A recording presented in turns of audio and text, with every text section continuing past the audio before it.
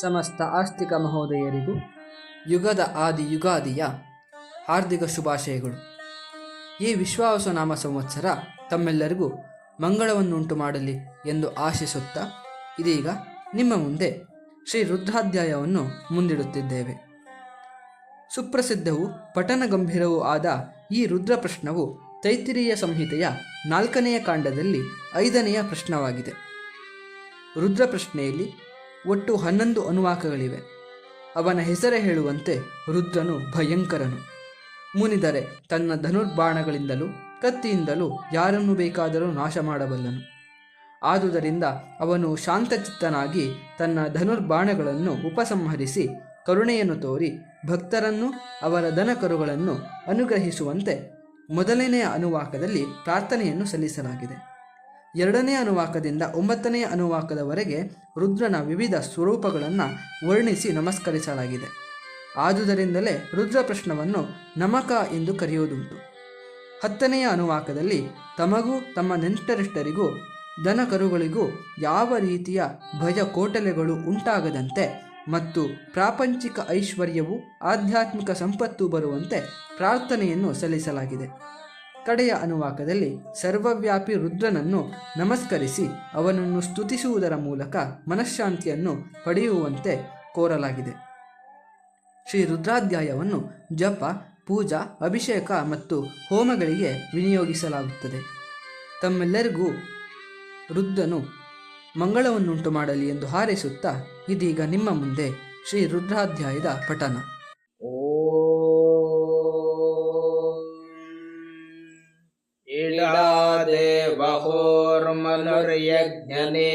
ಬೃಹಸ್ಪತಿರುಕ್ತ ಮದಾನಿ ಶಗುಂಸಿ ಷದ್ವಿಶ್ವೇ ದೇವಾಸು ಓಕ್ತವಾಚ ಪೃಥಿವಿಮಾತರ್ಮಾಹಿ ಗುಂಸೀರ್ಮಧುಮನಿಷ್ಯೆ ಮಧುಜನಿಷ್ಯೆ ಮಧುವಕ್ಷ್ಯಾಮಿ ಮಧುವದಿಷ್ಯಾಮಿ ಮಧುಮತೀಂ ದೇವೇಭ್ಯೋ ವಾಚಮುದ್ಯಾಸಗುಂ ಶುಶ್ರೂಷಣ್ಯಾಂ ಮನುಷ್ಯೇಭ್ಯಸ್ತಂ ಮಾ ದೇವಾ ಅವಂತು ಶೋಭಾಯೈ ಪಿತರೋನುಮದಂತು. ಓಂ ಶಾಂತಿ ಶಾಂತಿ ಶಾಂತಿ. ಓಂ ನಮೋ ಭಗವತೆ ರುದ್ರಾಯ. ಓಂ ನಮಸ್ತೆ ರುದ್ರಮನ್ಯವ ಉತೋತ ಇಷಭೇ ನಮಃ. ನಮಸ್ತೆ ಅಸ್ತು ಧನ್ವನೆ ಬಾಹುಭ್ಯಾಮುತತೆ ನಮಃ. ಯಾತ ಇಷು ಶಿವತಮಾ ಶಿವಂ ಬಭೂವತೆ ಧನುಃ. ಶಿವಾಶರವ್ಯಾಯಾತವತಯಾ ನೋ ರುದ್ರಮೃಡಯ. ಯಾತೆ ರುದ್ರ ಶಿವಾ ತನೂರಘೋರಾ ಪಾಪಕಾಶಿನಿ. ತಯಾ ನಸ್ತನುಭಾಷಂತಮಯಾ ಗಿರಿಶಂತಾಭಿಚಾಕಶೇಃ. ಯಾಮಿಷಂ ಗಿರಿಶಂತ ಹಸ್ತೆ ಬಿಭರ್ಷ್ಯಸ್ತವೆ. ಶಿವಾಂಗಿರಿತ್ರತಾಂ ಕುರು ಮಾಹಿ ಗುಂಸೇಃ ಪುರುಷಂ ಜಗತ. ಶಿವೇನ ವಚಸಾ ತ್ವಾ ಗಿರಿಶಾಚ್ಛಾವದಾಮಸಿ. ಯಥಾ ನಃ ಸರ್ವಮಿಜ್ಜಗದ ಯಕ್ಷ್ಮಗುಂ ಸುಮನಾ ಅಸತ. ಅದ್ಯ ವೋಚದಧಿ ಭಕ್ತಾಃ ಪ್ರಥಮೋ ದೈವ್ಯೋಭಿಷಕ. ಅಹೀಗಶ್ಚ ಸರ್ವಾಂಜಂಭಯನ್ ಸರ್ವಾಶ್ಚ ಯಾತು ಧಾನ್ಯಃ. ಅಸೌ ಯಸ್ತಾಮ್ರೋ ಅರುಣ ಉತ ಭಭೃಃ ಸುಮಂಗಲಃ. ಯೇ ಚೇಮಾಗುಂ ರುದ್ರಾ ಅಭಿತೋ ದಿಕ್ಷುಶ್ಚಿತಾಃ ಸಹಸ್ರಶೋ ವೈಶಾಗುಂ ಹೇಡ ಈಮಹೇ. ಅಸೌರ್ಯೋ ಭಸರ್ಪತಿ ನೀಲಗ್ರೀವೋ ವಿಲೋಹಿತಃ. ಉತೈನಂ ಗೋಪಾ ಅದೃಶನ್ನದೃಶನ್ನುದಹಾರ್ಯಃ. ಉತೈನಂ ವಿಶ್ವಾಭೂತಾನಿ ಸದೃಷ್ಟೋ ಮೃಡಯಾತಿನಃ. ನಮೋ ಅಸ್ತು ನೀಲಗ್ರೀವಾಯ ಸಹಸ್ರಾಕ್ಷಾಯ ಮೀಢುಷೇ. ತಥೋ ಯೇ ಅಸ್ಯ ಸತ್ವಾನೋಹಂ ತೇಭ್ಯೋ ಕರನ್ನಮಃ. ಪ್ರಮುಂಚ ಧನ್ವನಸ್ತ್ವಮುಭಯೋರಾಗ್ನಿಯೋದ್ಯಾಂ. ಯಾಶ್ಚ ತೇ ಹಸ್ತ ಇಷವಃ ಪರಾತಾ ಭಗವೋ ವಪ. ಅವತತ್ಯ ಧನುಸ್ತ್ವಗುಂ ಸಹಸ್ರಾಕ್ಷಶತೇಷು ದೇ. ನಿಷೇರ್ಯ ಶಲ್ಯಾನಾಂ ಮುಖಾ ಶಿವೋ ನಃ ಸುಮನಾ ಭವ. ವಿಜ್ಯನ್ ಧನುಃ ಕಪರ್ದಿನೋ ವಿಶಲ್ಯೋ ಬಾಣವಾಗುಂ ಉತ. ಅನೇಶನ್ನಸ್ಯೇಷವ ಆಭುರಸ್ಯ ನಿಷಂಗತಿಃ. ಯಾತೆ ಹೇತಿರ್ಮೇಢುಷ್ಟಮಹಸ್ತೆ ಬಭೂವ ತೇ ಧನುಃ. तयास्मान् विश्वतस्त्वमयक्ष्मया परिभुजा नमस्ते अस्त्वायुधाय नातताय धृष्णवे उभाभ्यामुदते नमो बाहुभ्यां तव धन्वने परिते धन्वनो हेतिरस्मान् वृणक्तु विश्वतः अतो य इषुदिस्तवारे अस्मन्निदेहितम् शम्भवे नमः नमस्ते अस्तु भगवन् विश्वेश्वराय महादेवाय त्र्यम्बकाय त्रिपुरान्तकाय त्रिकाग्निकालाय कालाग्निरुद्राय नीलकण्ठाय मृत्युञ्जयाय सर्वेश्वराय सदाशिवाय श्रीमन्महादेवाय नमः नमो हिरण्यबाहवे सेनान्ये दिशाञ्च पतये नमो नमो वृक्षेभ्यो हरिकेशेभ्यः पशूनां पतये नमो नमः सस्पिञ्जराय त्विषीमते पथीनां पतये नमो नमो बभ्लुषाय विव्याधिनेन्नानां पतये नमो नमो हरिकेशायोपवीतिने पुष्टानां पतये नमो नमो भवस्य एत्यै जगतां पतये नमो नमो रुद्राय तथा विनेक्षेत्राणां पतये नमो नमः सूताय हन्त्याय वनानां पतये नमो नमो रोहिताय स्तपतये वृक्षाणां पतये नमो नमो मन्त्रिणे वाणिजाय कक्षाणां पतये नमो नमो भुवन्तये वारिवस्तुतायौषधीनां पतये नमो नमः उच्चैर्घोषाय क्रन्दयते पत्तीनां पतये नमो नमः कृष्णवीताय धावते सत्त्वनां पतये नमः नमः सहमानाय निव्याधिन आव्याधिनीनां पतये नमो नमः ककुभाय निषङ्गिणे स्तेनानां पतये नमो नमो निषङ्गिण इषुधिमते तस्कराणां पतये नमो नमो वञ्चते परिवञ्चते स्तायूनां पतये नमो नमो निचेरवे परिचरायारण्यानां पतये नमो नमः सृगाविभ्यो जिगागुं सद्यो मुष्णतां पतये नमो नमो सिमद्भ्यो नक्तञ्चरद्भ्यः प्रकृन्तानां पतये नमो नम उष्णीषिणे गिरिचराय कुलुञ्चानां पतये नमो नम इषुमध्योदन्भाविभ्यश्च वो नमो नम आतन्वानेभ्यः प्रतिददानेभ्यश्च वो नमो नम आयच्छद्भ्यो विसृजद्भ्यश्च वो नमो नमोऽस्यद्भ्यो विद्यद्भ्यश्च वो नमो नम आसीनेभ्यश्च यानेभ्यश्च वो नमो नमः स्वपद्भ्यो जागद्भ्यश्च वो नमो नमस्तिष्ठद्भ्यो धावद्भ्यश्च वो नमो नमः सभाभ्यः सभापतिभ्यश्च वो नमो नमो अश्वेभ्यो अश्वपतिभ्यश्च वो नमः नम आव्याधिनीभ्यो विविद्यन्तेभ्यश्च वो नमो नम उगणाभ्यस्तृगुं हतेभ्यश्च वो नमो नमो गृत्सेभ्यो गृत्सपतिभ्यश्च वो नमो नमो व्रातेभ्यो व्रातपतिभ्यश्च वो नमो नमो गणेभ्यो गणपतिभ्यश्च वो नमो नमो विरूपेभ्यो विश्वरूपेभ्यश्च वो नमो नमो महद्भ्यः शुल्लकेभ्यश्च वो नमो नमो रथिभ्यो रथेभ्यश्च वो नमो नमो रथेभ्यो रथपतिभ्यश्च वो नमो नमः सेनाभ्यः सेनानिभ्यश्च वो नमो नमः शत्रुभ्यः सङ्ग्रहीतृभ्यश्च वो नमो नमस्तक्षद्भ्यो रथकारेभ्यश्च वो नमो नमः कुलालेभ्यः कर्मारेभ्यश्च वो नमो नमः पुञ्जिष्टेभ्यो निषादेभ्यश्च वो नमो नमः इषकृद्भ्यो दन्वकृद्भ्यश्च वो नमो नमो मृगयुभ्यश्वनिभ्यश्च वो नमो नमः स्वभ्यश्वपतिभ्यश्च वो नमः नमो भवाय च रुद्राय च नमः शर्वाय च पशुपतये च नमो नीलग्रीवाय च शितिकण्ठाय च नमः कपर्दिने च व्युक्तकेशाय च नमः सहस्राक्षाय च शतधन्वने च नमो गिरिशाय च शिपिविष्टाय च नमो मीढुष्टमाय चेषुमते च नमो ह्रस्वाय च वामनाय च नमो बृहते च वर्षीयसे च नमो वृद्धाय च संवृद्ध्वने च नमो अग्र्याय च प्रथमाय च नम आशवे चाधिराय च नमः शीघ्र्याय च शीभ्याय च नम ऊर्म्याय च वस्पन्याय च नमः स्रोतस्याय च द्वीप्याय च नमो ज्येष्ठाय च कनिष्ठाय च नमः पूर्वजाय चापरजाय च नमो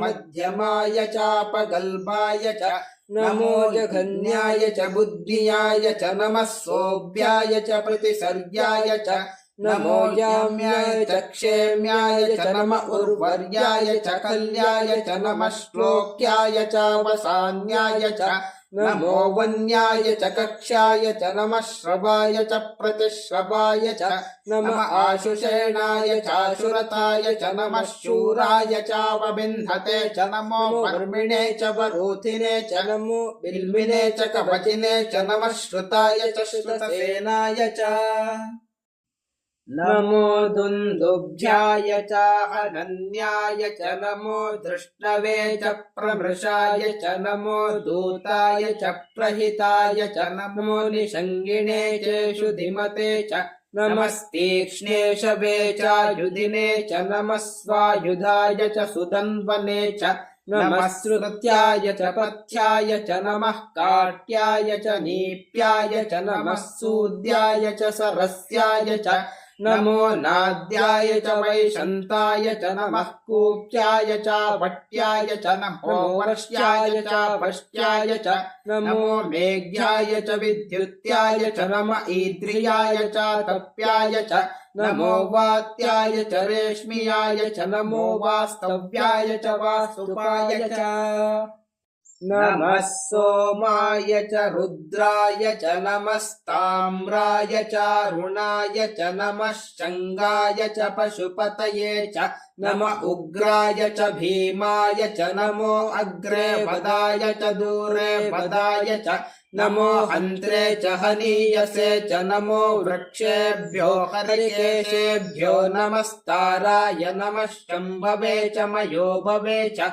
नमः शङ्कराय च मयस्कराय च नमः शिवाय च शिवतराय च नमस्तीर्थ्याय च कूल्याय च नमः पार्याय च वार्याय च नमः प्रतरणाय चोत्तरणाय च नमः आधार्याय च लाद्याय च नमः चष्प्याय च पेन्याय च नमः सिकत्याय च प्रवाह्याय च नम इरिण्याय च प्रपत्याय च नमः किगुंशिलाय च क्षयणाय च नमः कपर्दिने च पुलस्तये च नमो गोष्ट्याय च गृह्याय च नमस्तल्प्याय च गेह्याय च नमः काट्याय च गह्वरेष्टाय च नमो हृदय्याय च निभेष्प्याय च नमः पागुंसव्याय च रजस्याय च नमः शुष्क्याय च हरित्याय च नमो लोप्याय चोलप्याय च नमः ऊर्व्याय च सूर्म्याय च नमः पर्ण्याय च पर्णशद्याय च नमो गुरमाणाय च विघ्नते च नमः आक्किदते च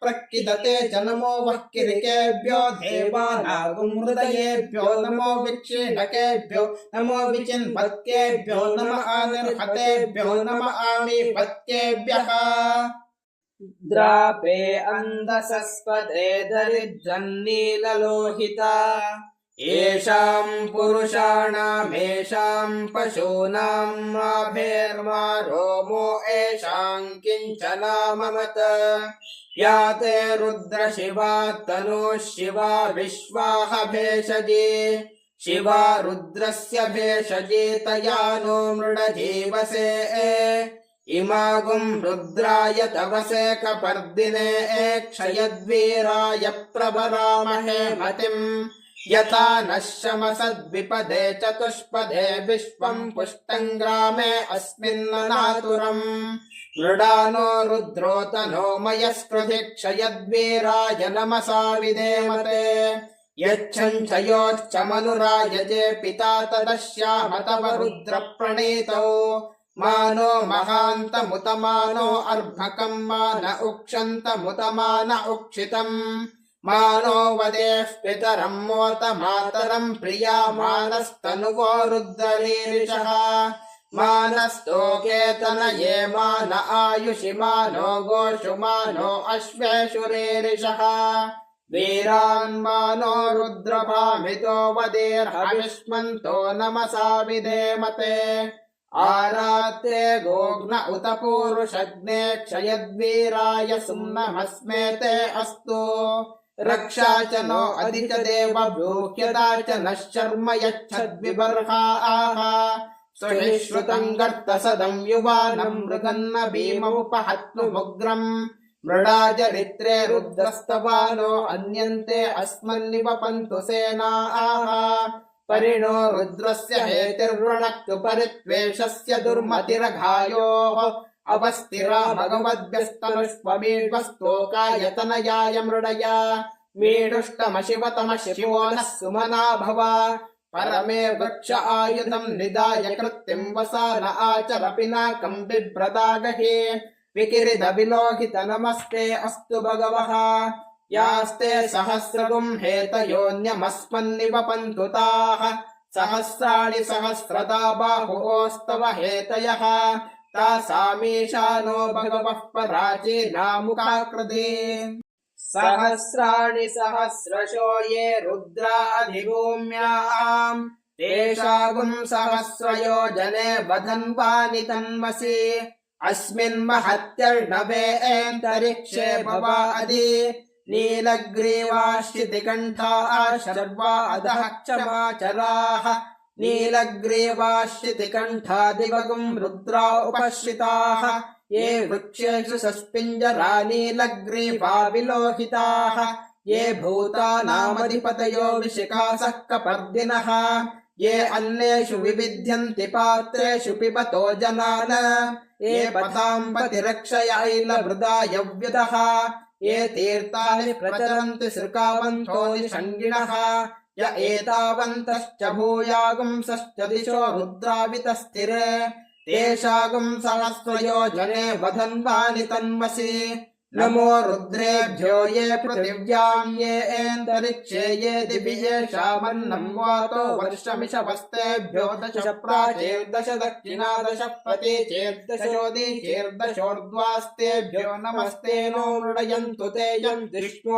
यश्च नो द्वेष्टितम् वोचम् ददामि त्र्यम्बकम् यजामहे सुगन्धिम् पुष्टिवर्धनम् उर्वारुकमिव वन्दनान् मृत्योर्मुक्षीयमामृतात् यो रुद्रो अग्नौ यो अप्सु यवोषधीषु यो रुद्रो विश्वा भुवना विवेश तस्मै रुद्राय नमो अस्तु तमुष्टु हि यस्विषुः सुधन्वा यो विश्वस्य क्षयति भेषजस्य यक्ष्वा महेशौ मनसाय रुद्रम् नमो बिर्देवमसुरम् दुवस्य अयम् मे हस्तो भगवान् अयम् मे भगवत्तरः अयम् मे विश्वभेषजोऽयम् शिवाभिमर्शनः एते सहस्रमयुतम् पाशा मृत्यो मर्त्याय हन्तवे तान् यज्ञस्य मायया सर्वा न वयजामहे मृत्यभे स्वाहा मृत्यभे स्वाहा ॐ नमो भगवते रुद्राय विष्णवे मृत्युर्मे पाहि प्राणानाम् ग्रन्थिरसि रुद्रो मा विशान्तकः तेनान्येन आप्यायस्व सदाशिवोम् ॐ शान्तिः शान्तिः शान्तिः हरिः ॐ।